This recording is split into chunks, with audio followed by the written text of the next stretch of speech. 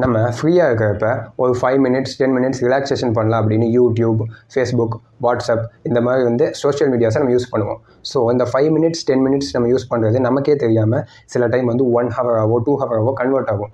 So இந்த conversion எப்படி ஆச்சுன்னு நமக்கே தெரியாது. ஆனால் நம்ம என்ன ஸ்க்ரோல் பண்ணணும் அப்படின்னு நமக்கு ஞாபகம் இருக்காது. ஆனால் நம்மளோட டைம் மட்டும் அங்கே வேஸ்ட்டாக இருக்கும். இது ஏன் நடக்குது அப்படின்னு உங்களுக்கு தெரியுமா? இது உங்களுடைய ஃபால்ட் கிடையாது. It's psychology, the dark psychology of social media. அப்படின்னா என்னென்னு நான் உங்களுக்கு டீட்டெயில்டாக எக்ஸ்பிளைன் பண்ணுறேன். வாங்க வீடியோக்குள்ளே போகலாம்.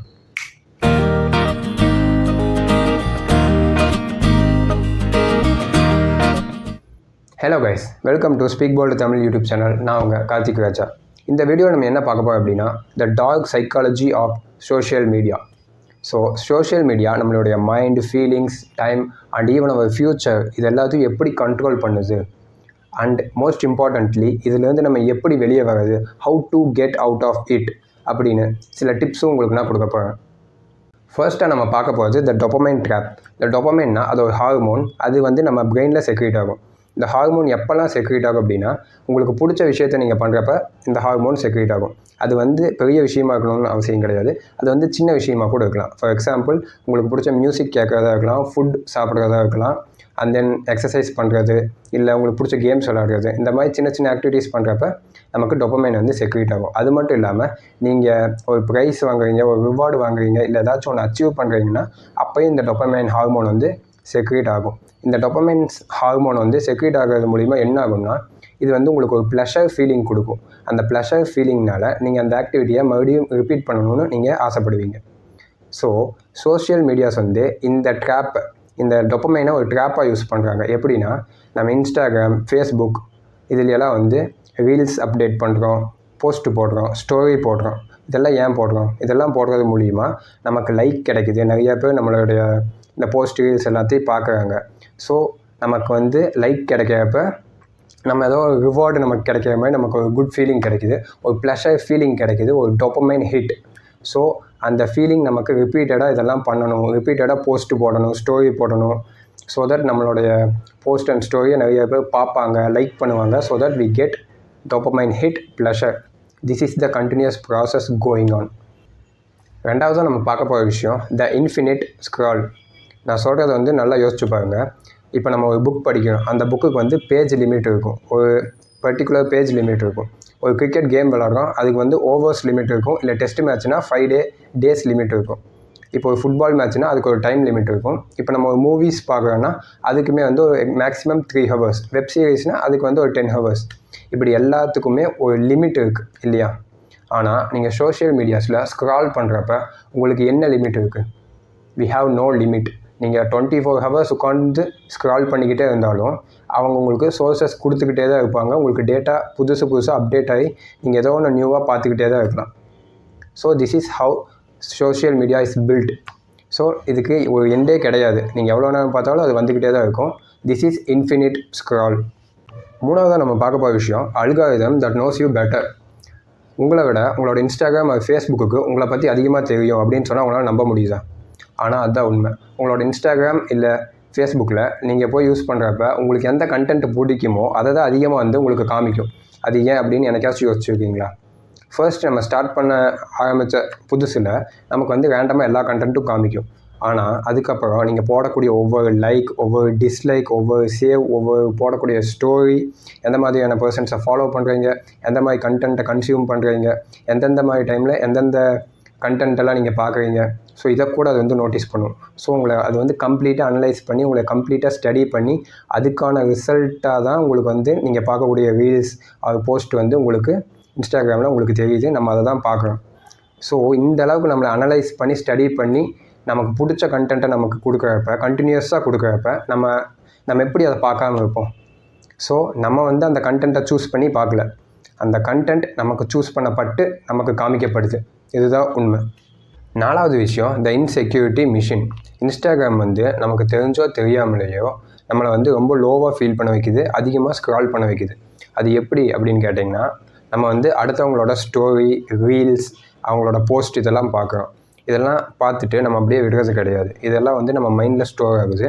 இது வந்து நம்மளை வந்து லோவாக ஃபீல் பண்ண வைக்குது. எப்படின்னா அதெல்லாம் நம்ம பார்க்குறப்ப அவங்க வந்து ஹாப்பியாக இருக்காங்க, அவங்க லைஃப்பை என்ஜாய் பண்ணுறாங்க, அவங்க ரொம்ப சக்ஸஸ்ஃபுல்லாக இருக்காங்க, அவங்க ரொம்ப ரிச்சாக இருக்காங்க, அவங்க நிறைய அச்சீவ் பண்ணியிருக்காங்க அப்படின்னு நம்ம லைஃப்பை அவங்க கூட கம்பேர் பண்ணி நம்ம லைஃப் ஒன்றுமே இல்லை அப்படின்னு நம்மளே வந்து நம்மளை ரொம்ப லோவாக ஃபீல் பண்ண வைக்கிறோம், லோ கான்ஃபிடென்ஸாக நம்ம இருக்கோம்.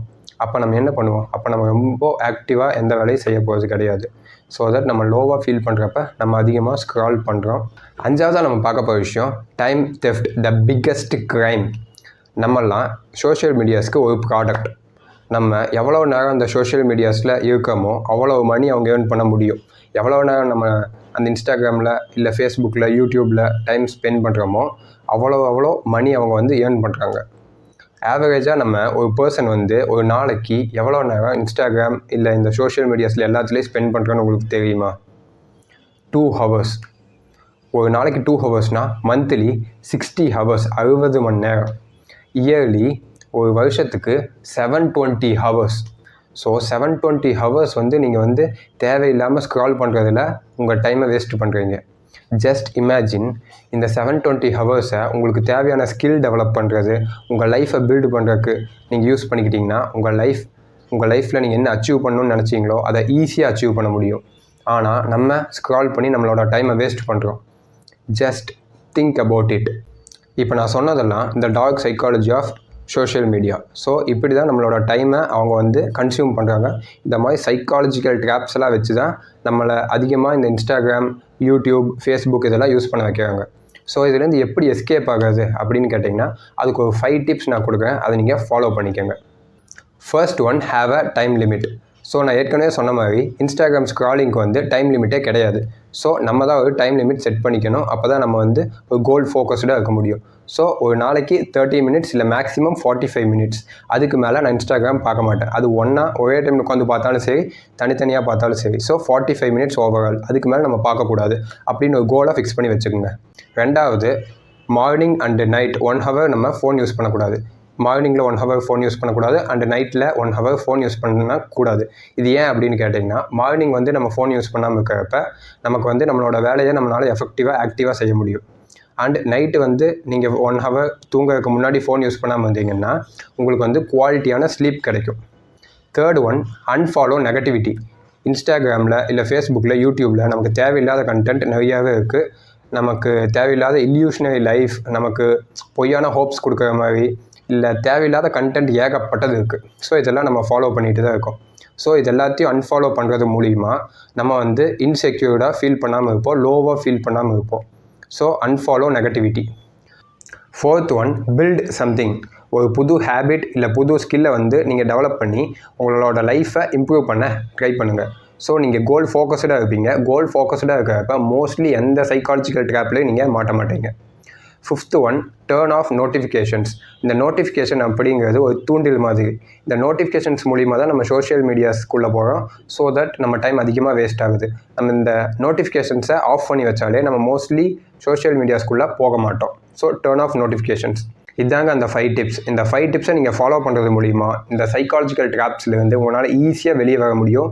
நீங்கள் சோஷியல் மீடியாஸ்க்கு அடிக்ட் ஆகாமல் நீங்கள் கோல் ஃபோக்கஸ்டாக இருக்க முடியும். இன்னொரு முக்கியமான விஷயத்தை உங்கள்கிட்ட நான் சொல்லி ஆகணுங்க. ஒரு 20 years 30 yearsக்கு பேக் போய் பாருங்கள். அப்போ வந்து நம்ம ஏதோ இன்ஃபர்மேஷன் தெரிஞ்சுக்கணும் அப்படின்னா அதுக்கு இருக்க ஒரே சோர்ஸ் புக்கு மட்டும்தான். அந்த புக்குமே நமக்கு வந்து ஈஸியாக கிடைக்காது. ஸோ அந்த புக் இல்லாமல் நம்ம நியூஸ் இல்லை நியூஸ் பேப்பர் மூலிமா நம்ம வந்து இன்ஃபர்மேஷனை கேதர் பண்ணிக்கலாம்.